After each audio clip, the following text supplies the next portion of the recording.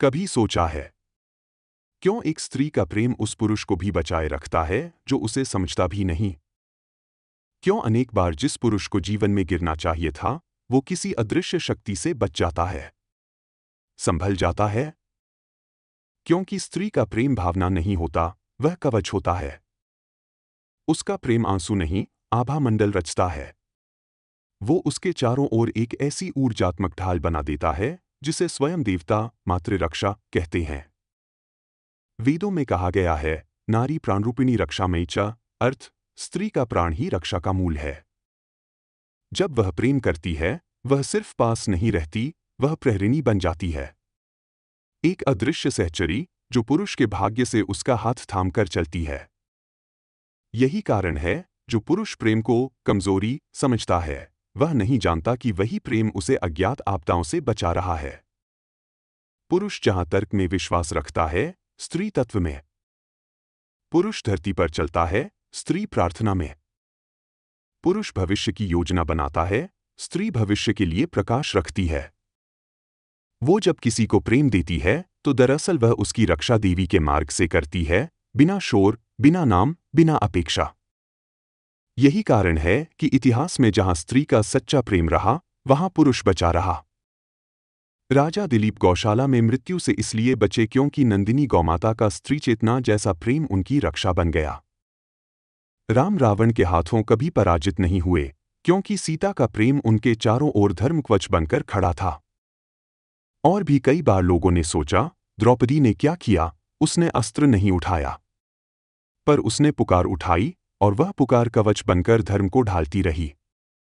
यही स्त्री का धैर्य है, वह लड़ती नहीं, वह आशीर्वाद देकर बचाती है। परमहंस योगानंद ने कहा था, the pure love of a woman is the protection of God in human form. स्त्री का पवित्र प्रेम ईश्वर की धरती पर उतरी हुई रक्षा है। इसलिए जब तक उसका प्रेम पवित्र है, तुम्हारा जीवन सुरक्षित है, तुम्हारा भाग्य सुरक्षित है, तुम्हारी राहें सुरक्षित हैं। कई पुरुषों को मालूम तक नहीं कि उनके जीवन में जो अनजाने संकट उन तक पहुंचते ही टूट जाते हैं, वे उनकी योग्यता नहीं, उस स्त्री की प्रार्थना का फल है।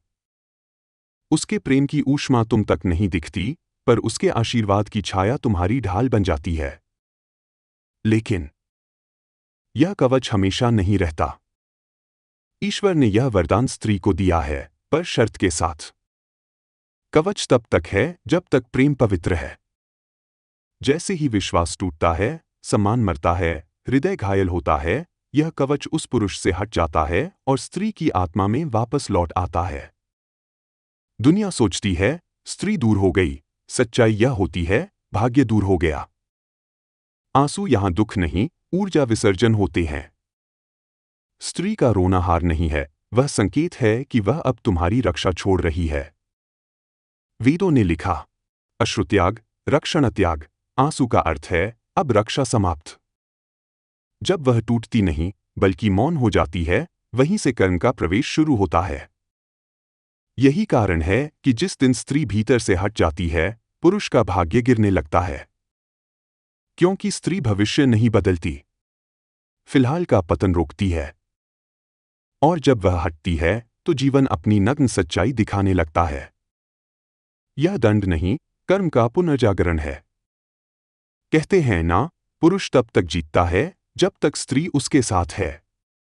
और जिस दिन स्त्री का आश्रय हट जाता है, उस दिन से उसका भाग्यपतन शुरू हो जाता है। क्योंकि स्त्री का प्रेम सहारा नहीं, आशीर्वाद होता है। और आशीर्वाद जब वापस लौटता है तो देवताओं का संरक्षण भी उसके साथ लौट जाता है। यही रहस्य लोग नहीं जानते। लोग सोचते हैं, संबंध वहां खत्म हुआ जहां बातचीत खत्म हुई। नहीं, संबंध वहां खत्म होता है जहां ऊर्जा हट जाती है। जब स्त्री का प्रेम हटता है, वह पुरुष अपने कर्म के सामने नंगा हो जाता है।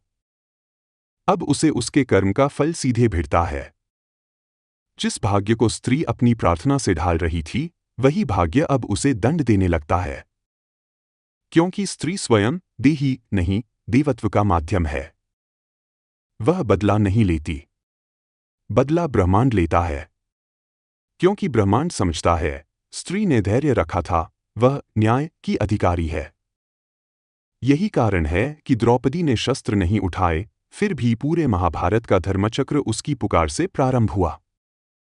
वह युद्ध अर्जुन ने नहीं, एक स्त्री के करुण न्याय ने चलाया। क्योंकि जब स्त्री मौन हो जाती है, तब ब्रह्मांड बोलना शुरू करता है। वह सीमा तय करती है और देखते देखते रक्षा उससे हटकर धर्म के पास लौट जाती है। वही पुरुष जो कल तक भाग्य का दुलारा लग रहा था, अचानक भाग्यहीन हो जाता है। क्यों?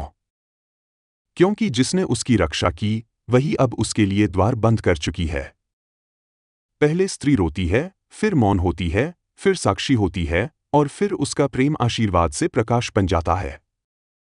पुरुष के लिए नहीं, अब स्वयं उसके लिए। यहां से उसकी चेतना रिश्ते से नहीं, ईश्वर से जुड़ जाती है।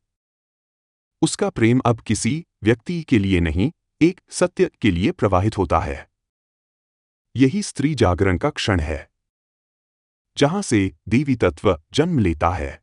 जब प्रेम बाहरी संरक्षण से आंतरिक प्रभा बन जाता है, स्त्री एक सामान्य प्रेमिका से जागृत शक्ति बन जाती है।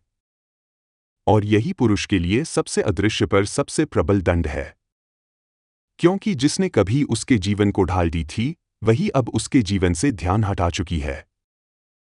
जहां से ध्यान हटता है, वहीं से कृपा हटती है, और जहां कृपा रुकती है, वहां कर्म सक्रिय हो जाता है।